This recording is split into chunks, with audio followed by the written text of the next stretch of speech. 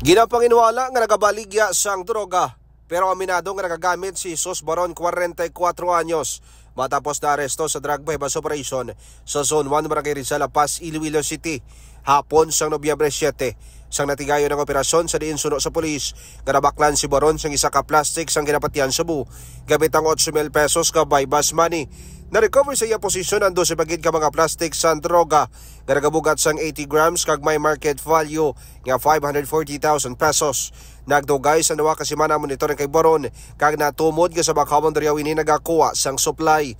Mayara sa dako nga personalidad nga nagasuporta kay Baron gayara sa karon sa National Capital Region. Pahayag naman ni Baron nagagamit ang ini sang droga kung mayara sang extra income kag ginakabig ini nga pampabaskog sang iyang alawas. Kaga actually based pa sa aton na ibalaan nga may ara pagid siya sang ibang tani nga deliveran amo na nga ang iya stock na tigayon gid nga na hold naton. Dugang pa sa pulis mga K5 nga ang pagbakal sang scrap ni Baron ang isa ka front lamang sang illegal city nga hilikuton.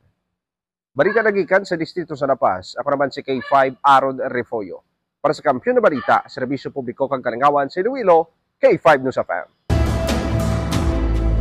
Ang ining balita ang ginadulong sa inyo sang DTX Coffee Mix. Himo sa natural nga sangka pareho sang amarkuso, chia seeds, sugared cane extract powder. DTX Coffee Mix. Nakakapi ka na, naka-detox ka pa. DTX Coffee Mix. Mabakal sa mga butika.